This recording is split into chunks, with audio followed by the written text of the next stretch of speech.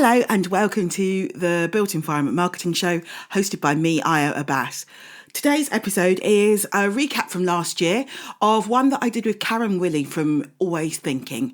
It was one all about events and business development and networking, and she gave tons and tons of handy tips, which of course I thought would be timely as it's UK Reef next week. So over to Karen. Enjoy.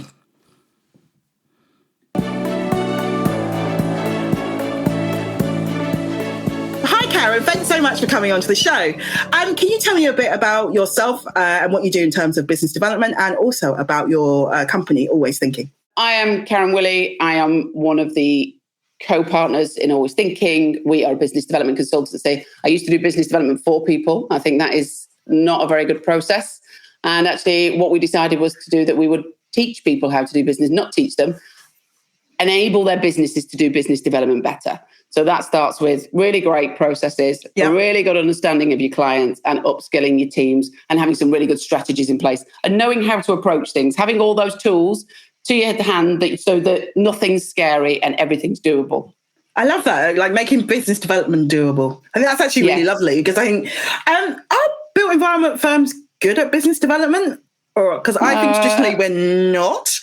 Is that true? I think traditionally not, because you don't go through your training to become a business development person. So at no point during your architectural engineering degree very rarely do they sit you down and go, okay, so this is how you run a business. Yeah. This is how you win work. It's the missing part, isn't it? It's Marketing. The missing link. Yeah. You know, and they really don't put that in. And therefore you learn how to do your job well. And these other soft skills come along the way. So you sort of learn them by osmosis, or through accident, or because you once had a good boss, or things like that. And actually what we're trying to do is to accelerate that process, because that can take a long time. And I think the other thing about the industry is they're seller doers. So they're doing the work, but they're also selling the product and service. And I think that's the whole thing of, you're trained in technical excellence for your engineering, but actually the technical excellence of this kind of selling. And this missing, isn't it? Completely. And also what happens if you're a seller doer, what you do is you live in this cycle of this up and down cycle where you're like, I'm really busy. I'm going to do all my work. Oh, I'm not busy. Oh, I need some work. Yeah. And so you constantly live in this horrendous peak and trough as the seller. And so what we try to do is show people how to be more focused, be more strategic, talk about the things that you do want to do, and how to then look at these in sort of so that you can keep doing it. Because the time you must do business development is when you're at your busiest. And that's the time when a lot of people will go, I don't need to do business development. We're really busy. We've got work coming in left, right, and centre. And then something happens, that work stops, and then you're there going, there's no pipeline. Yes, and that is the point. And that's the thing that we always say. We say, like, when you're at your busiest, that's when to invest. That's when to upskill the team. That's when to get more people doing it. Yeah. And that's the limitations around it. So, very important. The reason I kind of invited you on was because I loved your MIPM tips posts, which if you are not connected with Karen on LinkedIn, I advise you to look at, because they were very funny. And as it's conference the most traction we've ever had on LinkedIn. Because you made us laugh. I mean, they are very, very funny, but I will put a link into those in the show notes. Thank you. As it's conference season, and I'm going out to Leeds shortly for UK Reef, I thought it would be good to kind of showcase some kind of business development tips for people who might be attending the show and wanting to network. So how should someone who is going to a conference or an in-person event, any tips on the kind of what prep they should be doing right now so they get the most out of their time? Research. Okay. So you have to do your research. There is no point in going and rocking up and hoping for the best. So number one, and me and Katie, and this goes through all of business development, before you do anything, research the companies who are going, talk who are your clients who are going. You need to know who's going. So if you've bought that ticket, which obviously one would hope you had, then you need to research it. You need to get on that database and you need to find out who's going. And it's a slightly mundane task, but the benefits of it are really, really huge. Events are really good for targeting the people you want to work with who are there, but catching up with existing clients, and also finding new people, because there'll be other people on that list where you think, oh, I've never heard of them before. Oh, that's interesting. I can see there's a synergy there. But that research and understanding their business and understanding what they're doing there and what they're trying to get out of it is the most important thing you can do, because it makes everything else so much easier. So aside from the kind of delegate kind of list and that kind of information directory, where else could you look? Speakers. All of the speakers, go and have a look on LinkedIn, search UK Reef UK on LinkedIn. If you're looking for architects, put UK Reef UK. All of those different things. Go to the news on Google. Don't just look at people's websites. Don't just look at go on Instagram. Everybody's doing all of this stuff all of the time now. So they're all putting things out. We're going to, and everyone wants a full diary, and they're putting that out there because they want people to get in touch. So that's really important. So looking on LinkedIn, but going beyond the usual search, and using those hashtags. That's when a hashtag, if nobody knows why they're putting a hashtag on something, is really useful. And also, because you can easily leave a comment on their post that they're going, see you there. Yeah. And also you can do your own post on LinkedIn. I often do that. Yes. I create some graphics saying, hi, I'm going to UK Reef. And then I'll say, which is all those MIPIM tips were for us. It was a reason to show people that we were demonstrating we were going to MIPIM, but doing it in a way that was not just the usual, hi, we're going to. Yeah, you made it fun, which actually gave you more traction, didn't it? Because it was fun. Yes, completely. So you managed to get your personality out there. So I guess in some way, how would you connect with somebody beforehand? So you've done your research, right, this is your targets or the people you definitely want to connect with. Do you reach out beforehand, and how? Yes, you do. You can on LinkedIn, but often people don't respond unless they've put something up specifically to say they want to meet people. Yeah. Finding emails, the internet is a marvelous thing. You'd be surprised what you can find. You might already have them in your network or, but buddying up with a few people and we tend to buddy up a little bit. So we as well as alongside our clients, we also have people who, are you going? Oh, do you know them? Oh, I know them. Okay, right. Yeah. So that buddying up is really, really important. But also doing direct outreach.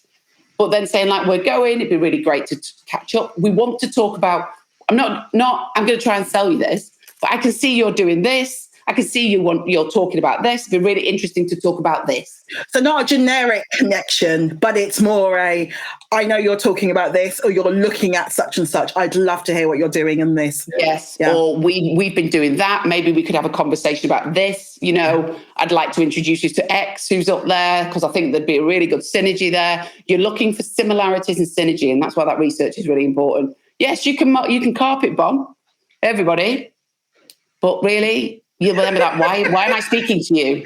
Who are you? And why am I speaking to you? And you were like, just fancy a coffee? And also, is it worth scheduling meetings and things like that for your calendar? Totally. Or is that it really is. Yes, because it gives you the security that you've got stuff to do. Yeah. No one wants to walk around a conference not having anything to do. So schedule yourself into talks and schedule yourself meetings, but do leave free time as well for those incidental things. So there's purposes, don't overschedule. Do you know what I mean? Yeah. Because then otherwise you'd be like, you might bump into somebody and they're like, oh, we're just all going here for a drink. You're like, I can't. Oh no. So you have to it's the fine balance of both people new people, and leaving a little bit of time just for those spontaneity, serendipitous moments, as we like to call them. I guess the way you're I'm now, because you said 4 things, I'm like, is that quarter? Actually, and then you've got free time in there is one of the chunks. Yeah. And I would also take some time out for yourself as well. So it's really important. I mean, I'm a seasoned, some people go back to their rooms and do yoga. Some people just go off for a walk, but do just take a little bit of time to decompress and reboot yourself as well. Even if you are a very gregarious out there person, you still need a little bit of time to think. Events are hard. You know what? I'm just going to go and sit in my room for 10 minutes and have a biscuit and just be quiet. Sometimes you're just I just sort of sit down and I just want to be quiet, and that's it. And I find I always, I was having a chat the other day. It's like I'm like an extrovert introvert, so I've got both. And then by the end, I can do it, and then all of a sudden I'm like, I need to go now. I need to be quiet, and I need to be alone. And that's the thing. It's just acknowledging that and how you work, I think. Yes, whether it's going for a run or stuff like that, just all those things, they're all really, really useful. Definitely put that in. And kind of, how do you make sure you're on the right guest list? And you're going to the parties that matter. I know you've gone to MIPIM, which obviously still happens. That's where your network is. That's when your network is critical. Yeah. So you need to use your network. You need to talk to people you know. You need to say, what parties have you been invited to? And then they go, oh, well, we've got this one, this one, this one. Well, you go, well, I've got this one, this one, this one. Can we do a little, like party swap. Can you get me on that list? Can I get you on that list? And then the other one is gate crashing is also really good. We've over the years, when I was a lot younger, gate crashing is, I mean, we still do it now. We managed it last year at one time. Basically, get somebody in and then get them to like talk to somebody and then get lists and or just walk up and pretend like you belong. Yeah. You know, it's all on the list. Oh my God. Or going through the back door. I've also done that, but that's another story for another time. Do you know what? I love I want to hear your stories now, definitely. Yeah.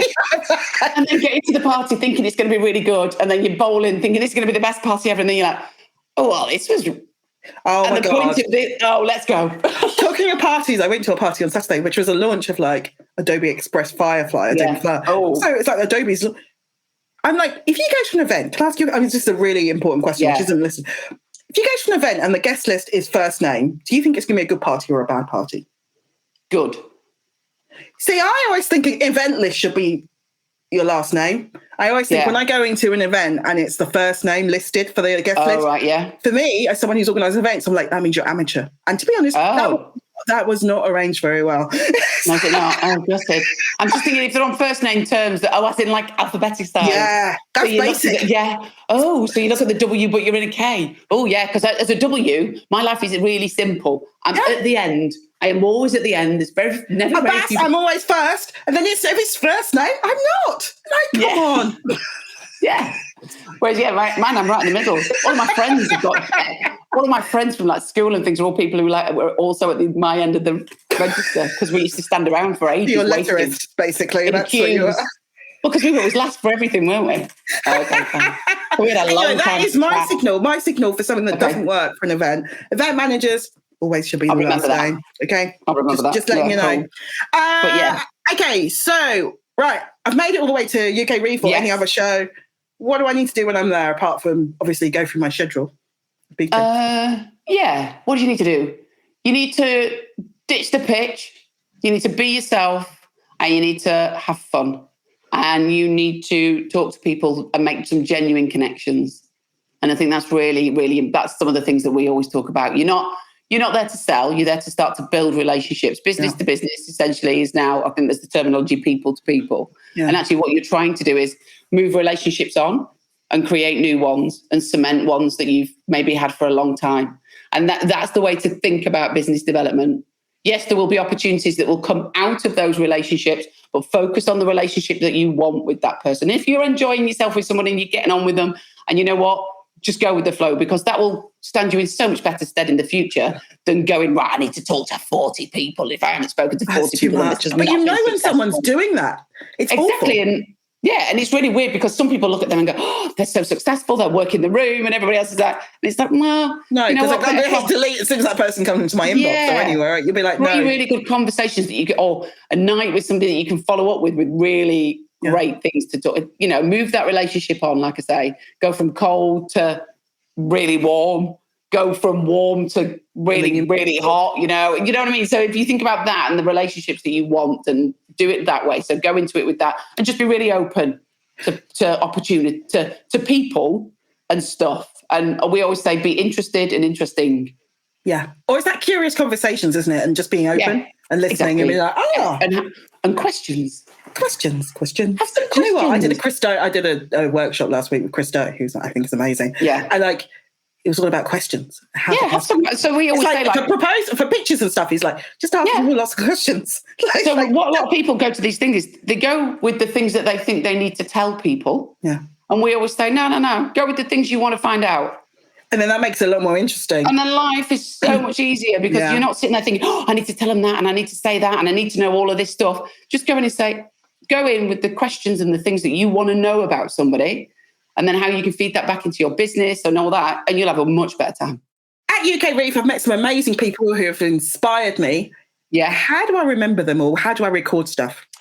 Business cards and notes. My memory's really shocking, useful. by the way. Yeah, so if people give you a business card, make a note on it. No, never again. My God. Oh, yes. I used to do distinguishing features, but that can be a bit offensive. Yeah, I'd probably make a little note about them. And if it's not worth it, just bin it. Don't bring it home. Like, just pop it into the envelope. We'll forget that one. Don't even worry about it. Just leave it in the bin in the hotel or the Airbnb. But not pop that one in the bin. Recycle, obviously, if it's not covered in plastic. Yeah, never in front of anybody. Just checking. Okay. And I would also always say that, remember that everyone knows someone. So always, when I say not that one or no, unless they've been really offended. Be polite, really. Be polite. Just be nice. Like, it's nice to be nice. Just be a good person. Okay, so show's done. I'm back in London. What do I need to do? So if you have a CRM. Oh, and also, I was going to tell you about a little thing called Bling. I don't know if you know Bling. Oh, yeah, the business card app. That's really good. Oh, that's really good. I've been blinged a couple of times. I would definitely, if you haven't got something of that nature. With a Q? Yes. Is it Bling or Blink? I can't spell it. I think it might be Blink with a Q. I'm literally looking at my phone. There you go. Like BLINQ. Yes, BLINQ. Not very good for those who don't. Okay, it's not Blink then. It's Bling. I thought it was great, like Bling. It's not Bling, it's Blink.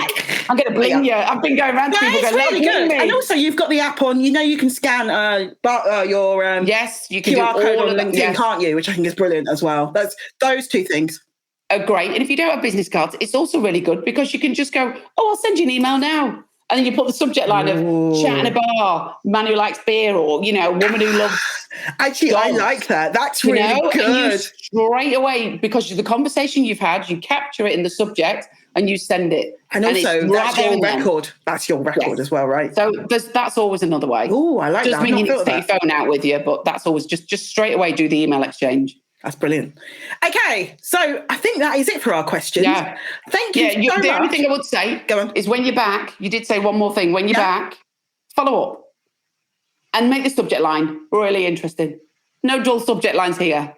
All right, so what is an interesting subject line? Tell me more. Oh, well, the one that we were talking about, let's say, we were talking about, I don't know, our children and boys and the amount of distance they can run. Yeah, so the subject would be, I'd write the email, then I'd look back and I'd think, the distance boys run, and that would be... Oh, so it would stand out in your inbox rather than good to me at UK Read, which is what... Introduction to, always thinking, follow up, blah, blah, blah, or if we spoke about food and we said we were going to go somewhere, put some dates and times in for where we're going to go for the food and put the title in, the food we love. Just that stuff, it makes it more personal. Make it human again, isn't it? I think that's something, isn't it?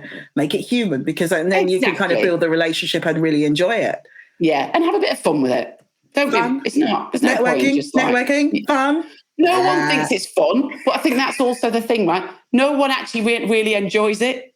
So straight away, we always say, there's your icebreaker. Yeah. Oh my God, I hate it. It's like you don't need to go anywhere. It's like the weather or COVID. It's the easiest. What you need to do is find the easiest thing that makes you a collective. And the commonality in networking is that no one really likes it. Yeah. So there you go. So there's your common thread, and that's how to do it. And actually, if you're that one who makes it fun, then they remember you, because you're like, actually, I had a really lovely time, isn't it? It's like, really good conversation. They introduced me to a few people. We always say, act like the host. Pretend like, so even if it's not yours, introduce people to other people, take them for a drink. Like, you'll have much more fun, and people will really enjoy it. So don't worry about breaking into conversations. Worry about how you are present. You know what I mean? The only person you can deal with is you. Yeah. I cannot make everybody in the room act in a different way or let me into their conversation. But what I can do is I can stand there with a bloody great big smile on my face and look like it might be fun if you. Yeah. And then if someone stood on their own, go over and go, hello. Hi. This is hell, isn't it? And it was like, yes, the best. Let's go get some. Yeah, let's get some food and a drink and beer. So that's all, and it is like that age-old adage, isn't it? Like, don't worry about everybody else, just worry about yourself in a weird way. But then go in with the questions, don't ditch all that stuff. Just go in, you're interesting. Let's have a cat. And just makes it a little more fun, doesn't it? Where are you going now? You're going to that party. Can I come with you? Oh, the places you go. Anyway, on that lovely note, thank you so much for being an awesome guest and for your tips. You are welcome. And I'm looking forward to UK Read. Thank you. Yes, let us know how it goes. I'll be very excited to hear how it goes.